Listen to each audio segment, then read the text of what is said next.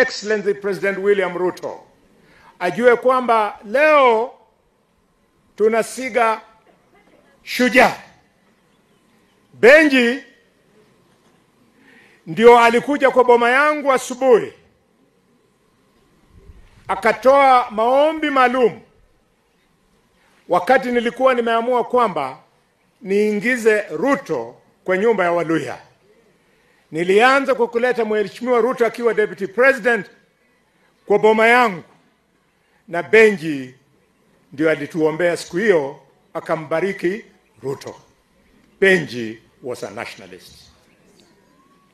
Number 2, wakati nilikuwa nimeingiza President Ruto akiwa deputy hapa Kakamega, niliuliza Benji tutafanya namna gani aingie Vihiga.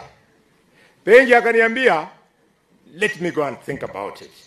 Aliporudi akaniambia wewe tafuta askofu wa African Divine Church, tafuta yeye kwa nyumba njia yote ile. Nembo kula mkhano bere bulokoliyo alangwa Jacqueline Mwenesi na mbinu zingine. Tukatafuta huyu bishop hapa, tukatoka hapa na Benji akatuandalia mimi na Deputy President William Ruto wakati huo, akatuandalia kanisa kubwa kule Moyani. Apumzike dakika 2 nje tunakurudisha ndani. Walipomrudisha nikamwambia Mungu tenda yaliyo yako. Benji was a nationalist.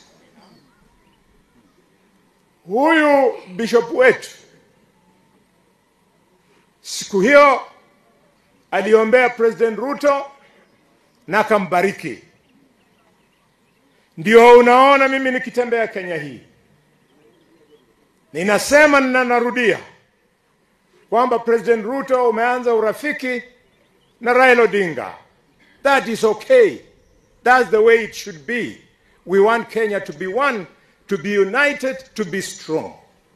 But President Ruto, ukumbuke kwamba sisi wenye tulikusukuma ukakaa kwa hiyo kiti, tulikuweka hapo kwa sababu tulikuwa tunatarajia maendeleo.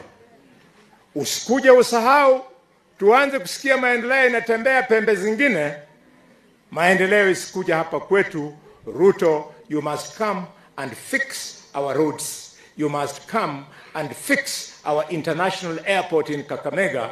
President Ruto, you must elevate our hospital in Kakamega to level 6.